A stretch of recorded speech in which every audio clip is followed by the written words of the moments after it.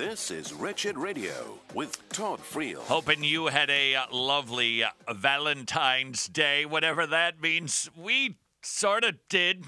This is Wretched Radio. Made a lovely dinner last night, and Mrs. Friel was not very happy. And in this instance, it was nothing that I had done. I mean, that would normally be the instance, which I sometimes happily, other times reluctantly will step up to the plate and confess. But it was the shooting in Florida. She was just very sad about that. Thinking about, is it 17 kids who were slaughtered? 17 people. Kids. Yeah. Valentine's Day. Do you think that's going to be a memory for those families? That 17 people. Yeah, because a teacher who apparently also just sacrificed his life. There maybe have been others. I just read one story. Yeah, football coach that went and got in front of bullets. Yeah, this is every Valentine's Day will be a reminder to thousands of people that this happened. And Mrs. Friel was just really sad about it because she was thinking about those parents. Just think about those parents. They're high school, they're teenagers, and now just gone, went to school, gone. Teach us, Lord, to number our days. I'm telling you, we just never know. Should this be the primary motivator for loving our kids? No, not the primary, but I don't think we should take it off the table of options either. We just don't know. Wicked things happen in a wicked world. Illness happens. Disease happens. And we should be loving our kids as much as we possibly can. This, if nothing else, should maybe just spur us on to being perhaps a little bit more patient with those teenagers who can be, well, let's just say there's a reason a lot of stand-up comedy routines have been written about teenagers. It can be a little tricky. Love on those teenagers. And, of course, we see immediately the battle cry, let's get rid of those guns, let's get rid of those guns. I got to tell you, did that kid need to have an AR-15? I don't think so. I'm sorry. Especially, Tony just rolled his eyes already. Why did that boy need an AR-15? I just don't see the reason for it. I'm sorry. I know. That suddenly means that I'm opposed to the NAR. No, that's the NRA. I am opposed to the NAR. The NRA. Yeah. Especially when the kid, it seems pretty clear from all reports, had mental illness. Why? Should somebody have? No, and it looks like people in his life actually knew that he had an AR-15 locked up in a cabinet, but he had the keys, so locked up. Seems to me a reasonable understanding. All of these mass shootings, in my opinion, have a connection to mental illness or psychotropic medication. I don't think that we've seen one that doesn't. Can't there be a way of communicating? This kid passed gun law checks. But should he have had any sort of firearm when he was threatening to kill people? I mean, he was talking like that. He did it regularly, apparently. Facebook posts talking about this. And people knew he was actually being counseled. I'm sure it was some sort of secular psychology that was being administered. Nevertheless, they knew this kid was a danger. Are we really giving up the whole gun law argument by saying, no, that kid shouldn't have had a gun? Especially something like that. Are we really giving ground? Seems to me that's just being reasonable. That's all. All right, Tony. Have at me. Why the eye rolling for that comment? You keep blaming the weapon. I didn't blame the weapon. But he couldn't have mowed down 17 people without it. Right? No, and there are no other weapons, no other guns that if you pull the trigger, a bullet fires. I understand that. I get that. I think, though, you and I actually have agreement on this, and you're going to think that I'm being sensational and that I'm using the most hyperbolic example possible. You normally do. But don't we agree that there are some weapons of mass destruction that civilians shouldn't have access to? Right? We would say like a dirty bomb. We would say that's not something somebody needs. There you have a problem. All right. Have access to. No, he owns a dirty bomb. Define that. Owns a shoulder-to-air missile launcher, a rocket launcher. You would say should have that or shouldn't have that. And how did he get that? That's not the question. Yeah, it is. That is the question. No. The problem you have is people gain a lot of these through, shall we say, back market channels.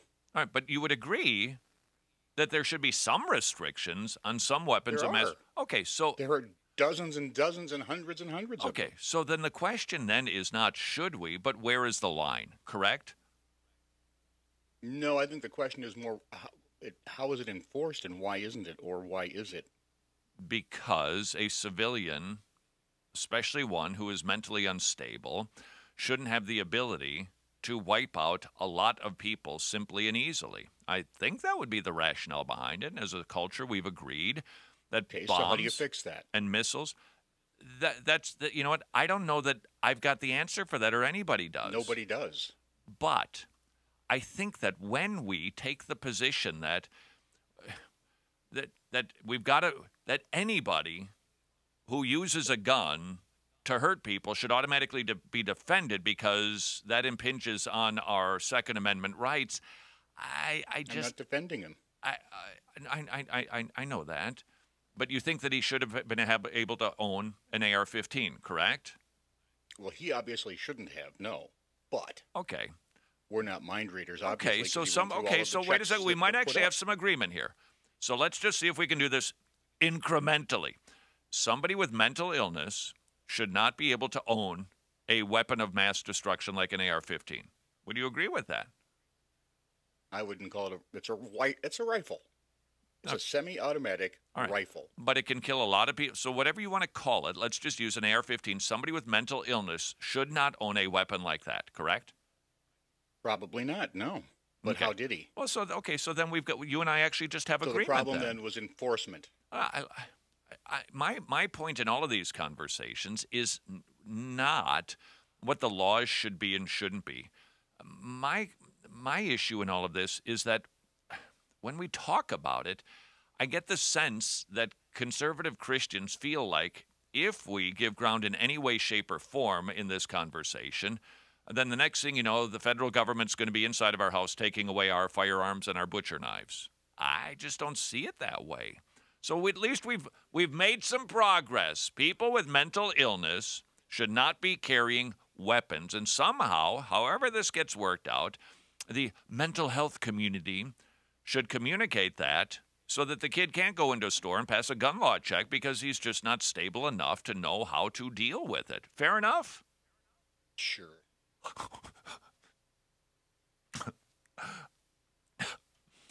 That Any was other like the utopian best ideas you'd like? Valentine's present I've ever had. It's impossible to do, you realize, right? Well, sure it is, but that doesn't mean we don't try. Of course it is. Of course, we're not trying now, is what you're saying. I don't. That's really not my concern. How many laws would my make concern, sure we tried? my concern is not the laws. My That's where I concern is am. simply the way we talk about it. It makes us sound like we don't really care about the loss of human life. We just care about the potential loss of the ability to carry an AR-15.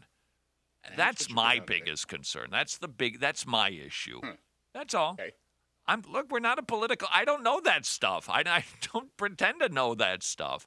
All I know is that when I typically hear more conservative Christians talking about this, I just wonder if they've forgotten that 17 people just got murdered because a kid with mental illness had access, in whatever way, shape, or form, and people knew about it, to a gun that can take down a lot of people. Now, I would say that should be the same thing with a pistol for somebody with mental illness. But I'll just take the incremental gain that we've made today. The issue of mental illness in this country. Now, I will say this, Tony, in an effort to be magnanimous, you're correct. The problem isn't guns per se. We have a tendency, Steve Lawson talking about this in his Bible study this morning. The sin problem, it's not external. It's not culture. It isn't the guns. It is the heart, and there is human responsibility. So I grant you, I'm on the same page as that. It's not the gun that kills people. Somebody's got to pull the trigger. I've often did some statistical research on this. Okay, Mrs. Friel did. The number of people who die from drunk drivers. Why? If the attitude is the mechanism that causes the death needs to be dealt with, then liberals should be opposed to alcohol and should demand prohibition immediately. don't think that's going to happen. Now, having said that, if this is getting up your nose because you love your guns, and I'm not opposed to guns, I promise you. When we talk about these issues, if you get rankled at the way the liberals automatically go, gun laws, gun laws, gun laws, and you just go, come on, people died here. Can't we at least wait until the funeral is over before we talk about it like that? I wonder if we don't sound the exact same way to them when we immediately start arguing for the ability to carry guns that can kill a lot of people very quickly. And that maybe, just maybe, possibly, could be, not saying definitively, there is potential that it actually could undermine our gospel witness. Hey, look at the time. Until tomorrow, go serve your king. Shout out to our gospel partners. It is your ongoing monthly support that allows us to do Wretched Radio every single day and provide the broadcast, the entire program, for free to anybody on iTunes, Android, or at our website. Thank you for being a gospel partner. If you enjoy or benefit from Wretched Radio, would you please consider joining those partners so that we can continue to preach the gospel? Simply visit wretched.org.